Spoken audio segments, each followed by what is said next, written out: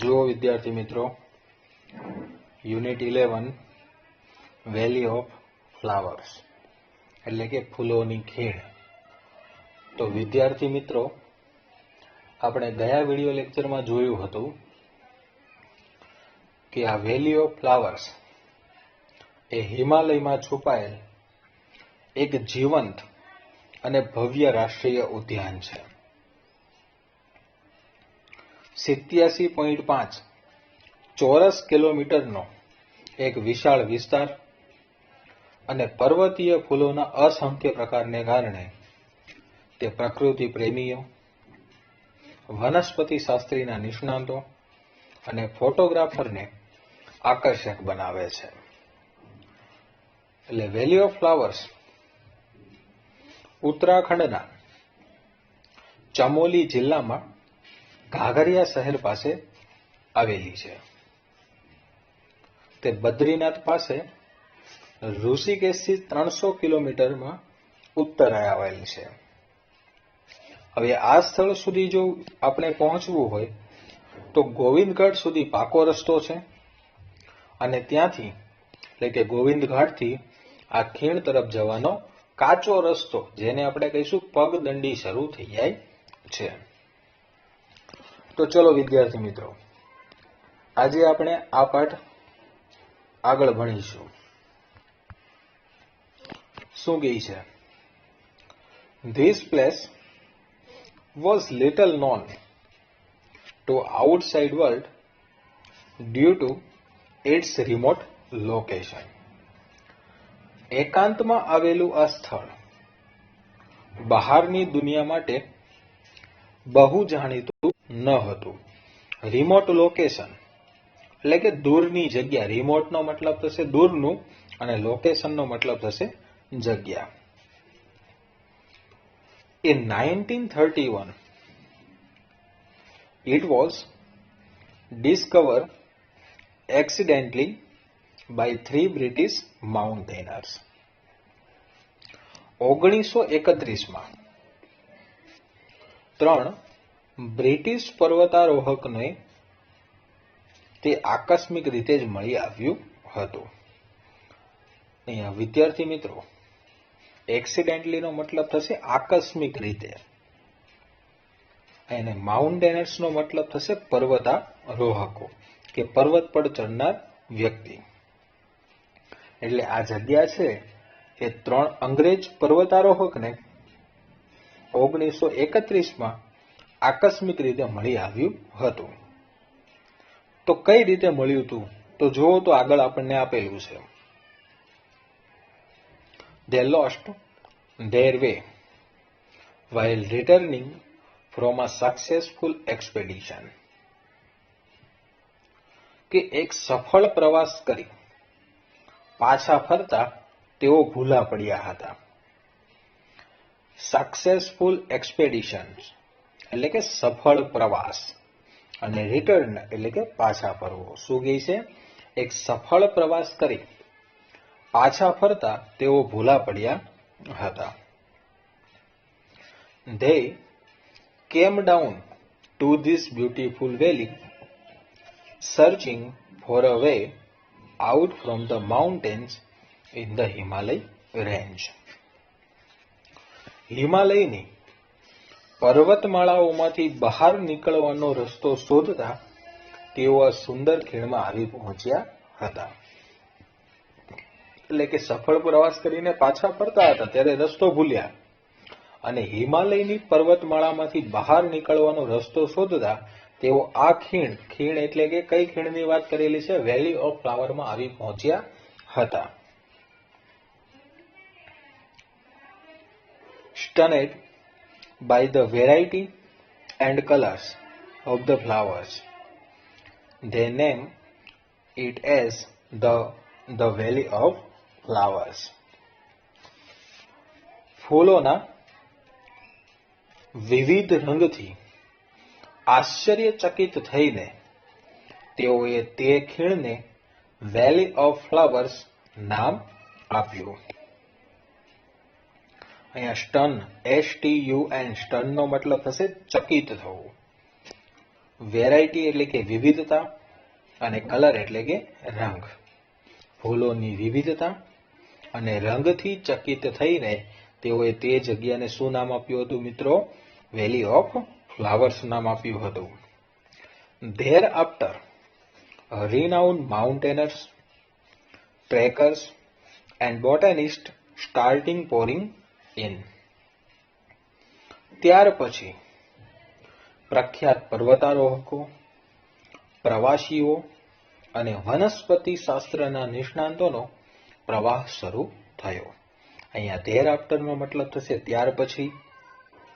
renowned mountaineers એટલે કે પ્રખ્યાત પર્વતારોહકો, ટ્રેકર્સ એટલે કે પ્રવાસીઓ અને બોટેનિસ્ટ એટલે કે વનસ્પતિ શાસ્ત્રના નિષ્ણાત અને પોરિંગ એટલે કે પ્રવાહ. Writers and poets have written essays, travelogues and poems on the enchanting beauty of this place. પછી આ સ્થળના મનમોહક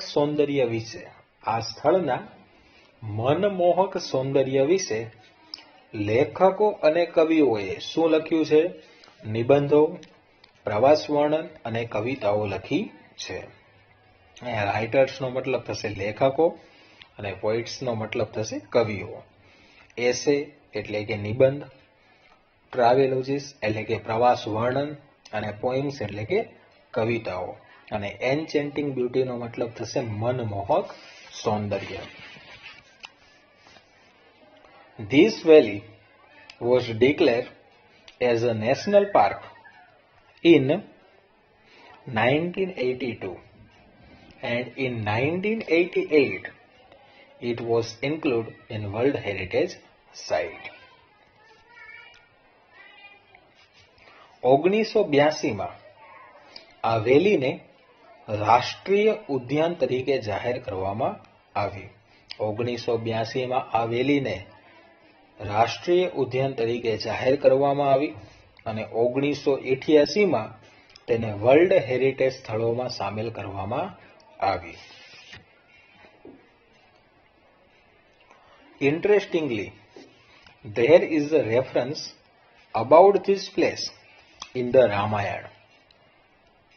રસપ્રદ વાત તો એ છે મિત્રો કે રામાયણમાં પણ આ સ્થળનો ઉલ્લેખ છે. રેફરન્સ એટલે કે ઉલ્લેખ અને ઇન્ટરેસ્ટિંગલી એટલે કે રસપ્રદ રીતે. In the battle between Ram and Ravan, Lakshman was struck with an arrow shot by Meghnad, the son of Ravan. Ram અને રાવણ વચ્ચેના યુદ્ધ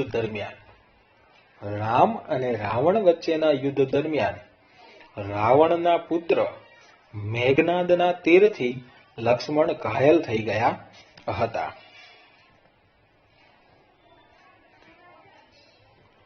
સ્ટ્રક એટલે કે ઘાયલ થવું,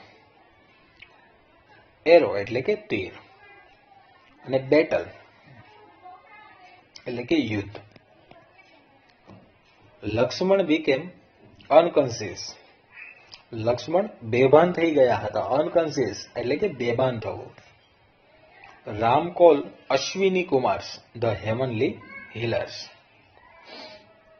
રામે દેવોના વૈદ્ય અશ્વિની કુમારોને બોલાવ્યા. અહીંયા હેવનલી હીલર્સ એટલે કે દેવોના વૈદ્ય. they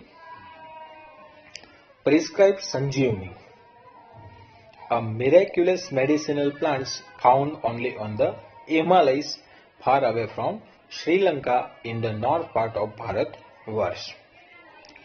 તેમણે ઉપાય સૂચવ્યો સંજીવની, જે એક અલૌકિક ઔષધિ છે જે શ્રીલંકાથી ખૂબ દૂર ભારત વર્ષના ઉત્તરમાં આવેલા હિમાલયમાં જ મળતી હતી. આ રામે જે દેવોના વૈદ્ય અશ્વિની કુમારોને બોલાવ્યા તો તેમણે લક્ષ્મણને ભાનમાં લાવવા માટે શેનો ઉપાય સૂચવ્યો? તો સંજીવનીનો ઉપાય સૂચવ્યો, જે એક ઔષધિ હતી અને તે ક્યાં મળતી હતી?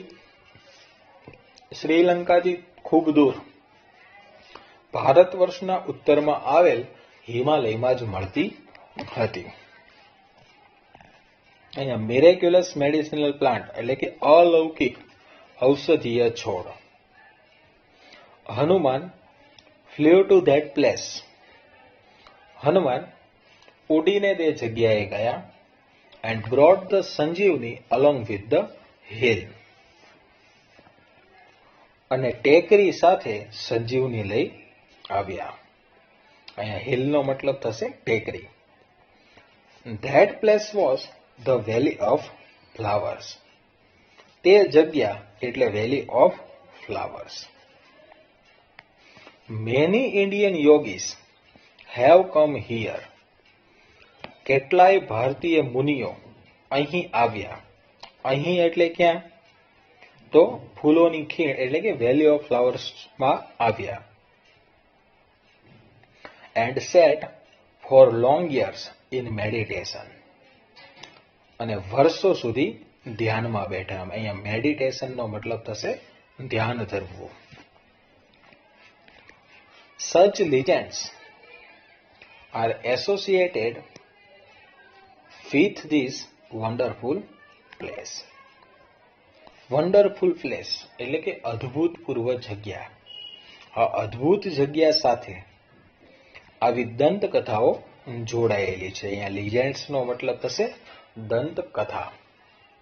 એટલે કે લોકો પહેલાના સમયમાં શું બન્યું હતું તેની વાત કરે એને આપણે શું કહીશું?